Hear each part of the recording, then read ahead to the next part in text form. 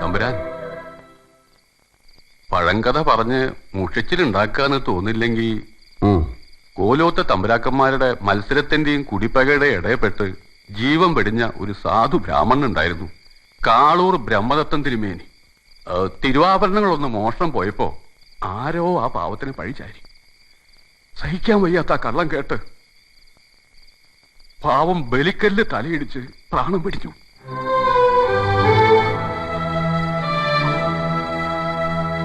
ഒരു പരദേശി ഭാഗവതരായി ഈ നാട്ടിലെത്തി എനിക്ക് ഒരു വലിയ തുണയായിരുന്നു അദ്ദേഹം.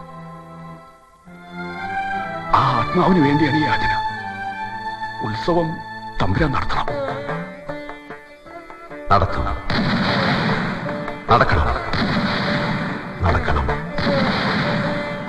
നടത്തും നമ്മൾ.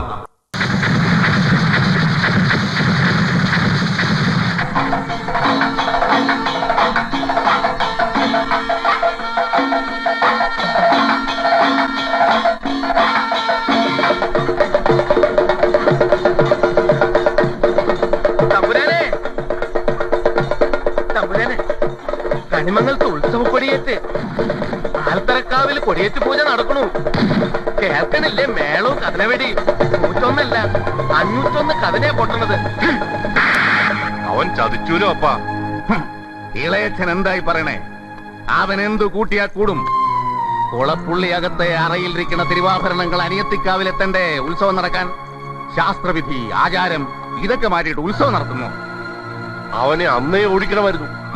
ആദ്യം കണ്ടപ്പോഴേ മനസ്സിൽ തോന്നി കള്ളനാണ്. ഒരിക്കലും ഈ മുറ്റത്ത് വന്നതാ അവൻ എന്റെ ദേഹിരക്കാൻ. ഇനിയും വരും. ചാത്തന്മാരവനെ കൊണ്ടുവരും.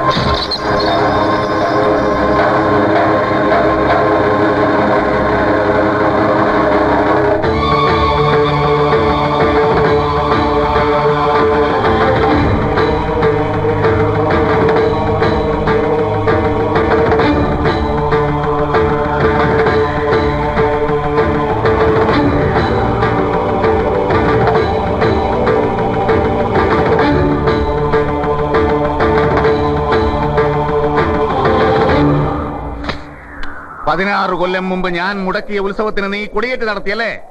കൊളപ്പുള്ളിയപ്പനെ ജയിക്കാൻ നീ ഉയർത്തിയ കൊടി നീയായിട്ട് അഴിക്കുന്നോ അതോ ഞാൻ അഴിപ്പിക്കണോ? വാക്കിന് നേരും നെറിയുമില്ലാത്ത കള്ളപ്പരിശ.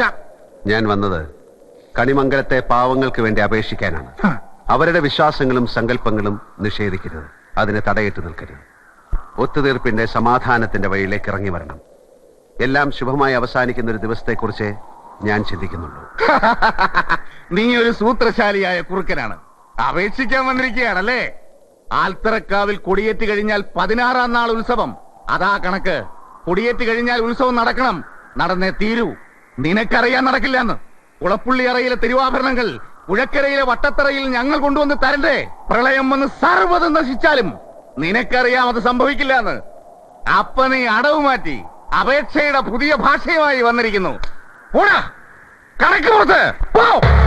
തമ്പുരാൻ എന്ന് വിളിച്ച അതേ നാവ് കൊണ്ട് തന്നെ ചെറ്റെ എന്ന് വിളിക്കേണ്ടി വന്നതിൽ മനസ്താപമുണ്ട്. എടോ, അപ്പനെന്ന് പേരുള്ള തേർഡ് റേറ്റ് ചെറ്റെ, താൻ ആരാടോ? നാട്ടുരാജാവോ?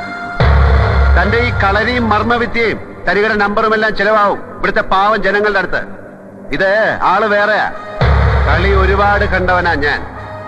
കൊടിയേറ്റ് നടത്തിയെങ്കിൽ ഉത്സവം ജഗന്നാഥൻ നടത്തും. തന്റെ അറയിലോ അപ്പൂപ്പന്റെ കുഴിമാടത്തിന്റെ ഉള്ളിലോ വെച്ചിട്ടുള്ള തിരുവാഭരണത്തിന്റെ ആമാടപ്പെട്ടി താൻ കൊണ്ടുവന്ന് തരും. പുഴക്കരയിലെ വട്ടത്തറയിൽ ഞാൻ തന്നെ വരുത്തും. ഇതിനിടയിൽ അറിയാവുന്ന നാറിയ കളികളെല്ലാം താൻ കളിക്കുമെന്ന് എനിക്കറിയാം.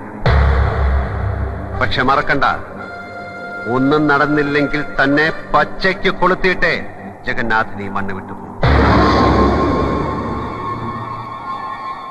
അടിച്ചു കൊല്ലണ പട്ടിയുടെ മോനെ.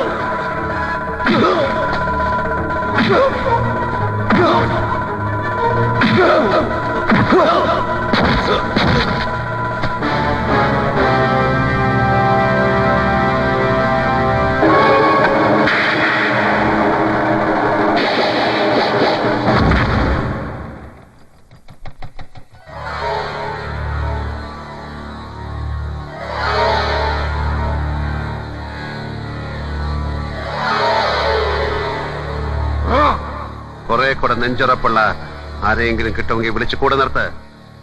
ജഗന്നാഥന് നേർക്ക് നേരെ നിന്ന് തല്ലുന്ന ആണുങ്ങളോടാ ഇഷ്ടം. മനസ്സിലായോ കൊളപ്പുള്ളി? കണിമംഗലത്തെ തമ്പുരാനോടാ കളി, മറക്കണ്ട. 6-ാം തമ്പുരാനോട്.